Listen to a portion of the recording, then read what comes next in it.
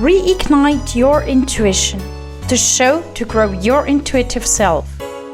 This is episode number 26, where I talk about I needed a big bang to listen. My name is Angela, and I'm your host of the show and a highly intuitive person by birth, who never lost her connection. I am the expert in supporting you regaining your intuition and living a fulfilled and much easier life with it. Trusting fully your intuition takes time and is a very individual process. I share with you my knowledge and strategies I have developed to support yourself on a daily basis in any situation. By signing up to my freebie, you can support yourself to connect with your intuition.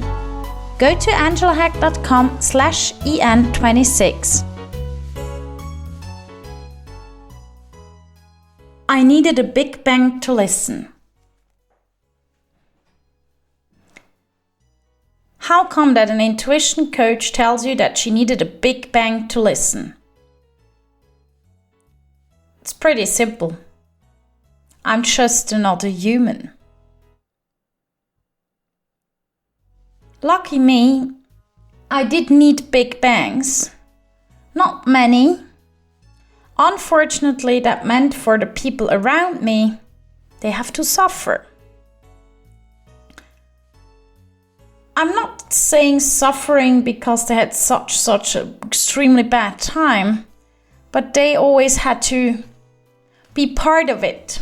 As my reaction, if someone around me get hurt that I love a lot, is much decent and deeper and stronger than when it's me. Yes, my weakness is not taking enough care of me. Even when, in my opinion, I think I'm doing loads of things about that. Anyway, I wanted to tell you about my big bang. Therefore, I have to go a little bit back in my life when I was a baby in the belly from a mama. In my mama's belly, I went to carnival. I must say my family generation age-wise is the youngsters that were like in the 60, 88 years, like this, flower powers, whatever. That was not the time when you were like, oh my gosh, that baby in the belly might, hear that noise or whatever sound you're making. So I was at carnival as a baby. I grew older and we were allowed to visit our parents and come with them to the carnival on Saturday afternoon. And I remember I loved it. We stayed with friends of the family for these days.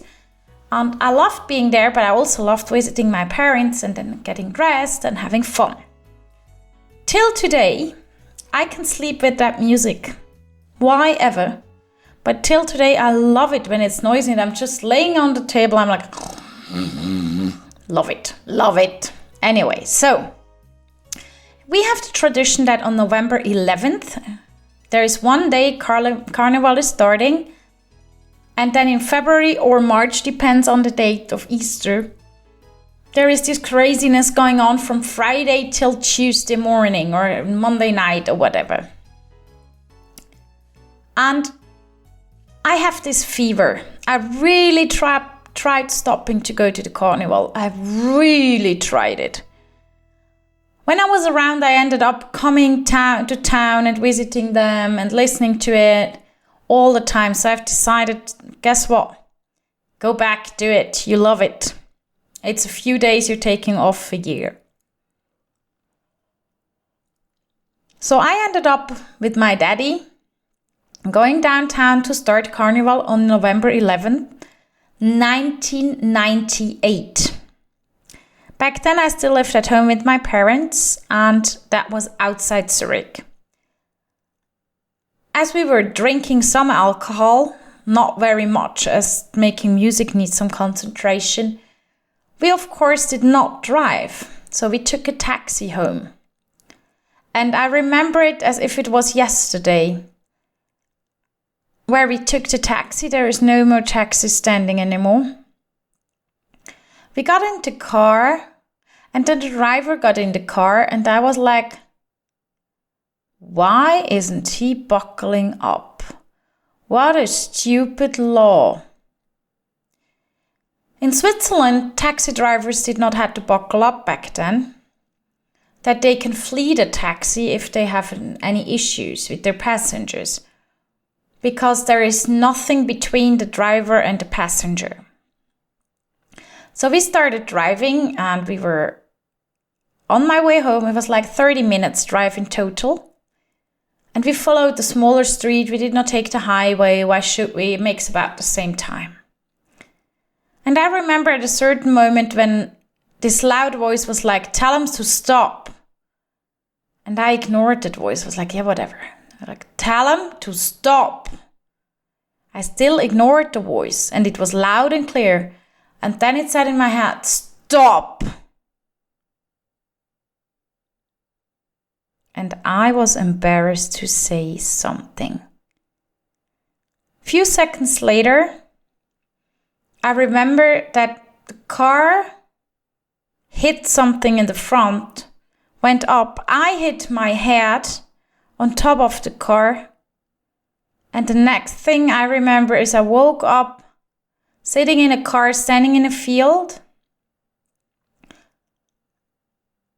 And the taxi driver was actually in pain, like in terrible pain. My dad and me were kind of cool. He asked me, do you want to switch off the car or you take care of him?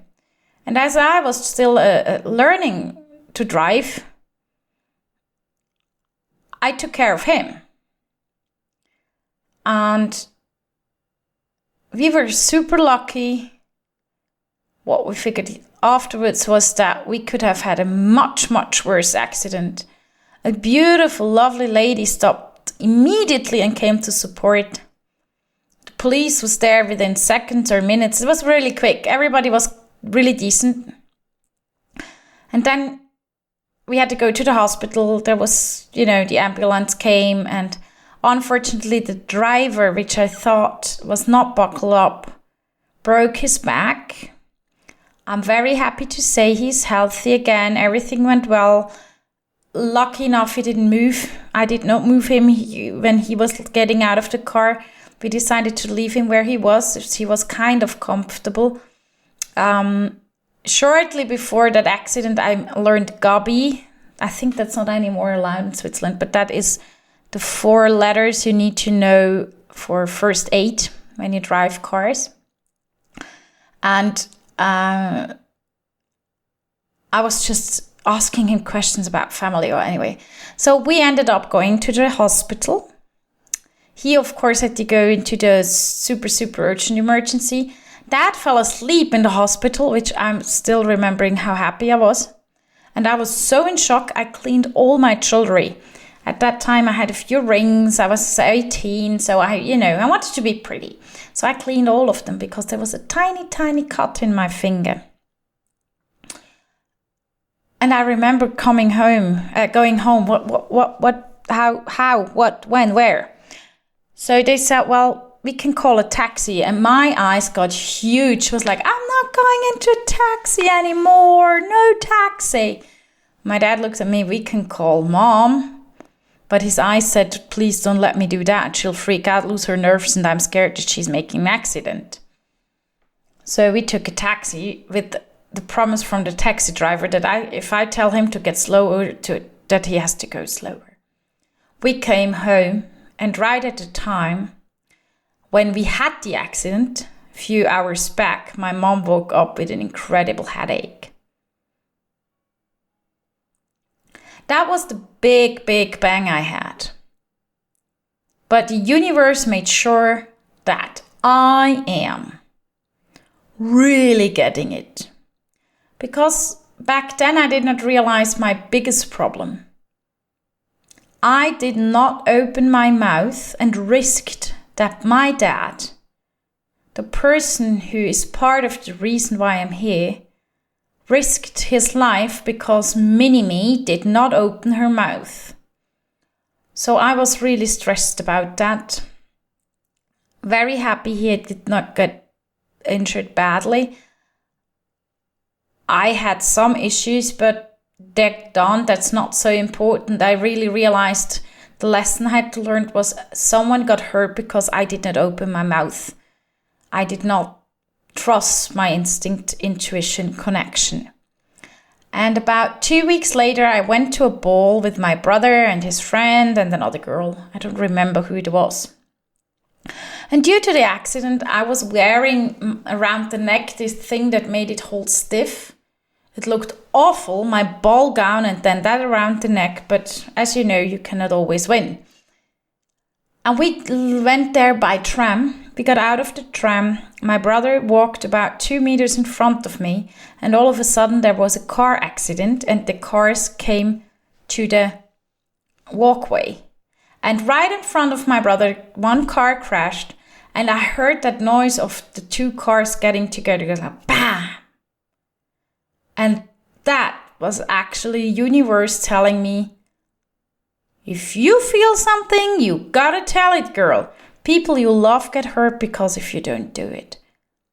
And that's exactly what happened. That's why they showed me first my dad and then my brother. Thanks God, none of them really got injured. My brother was actually shocked, but he did not even get hurt. And that was the big bang I needed. And believe me, I there is times I need bangs. Because in this very fast world, in this super fast flow, sometimes I get lost. And with my way I am and how sensitive I am, it can become extremely stressful.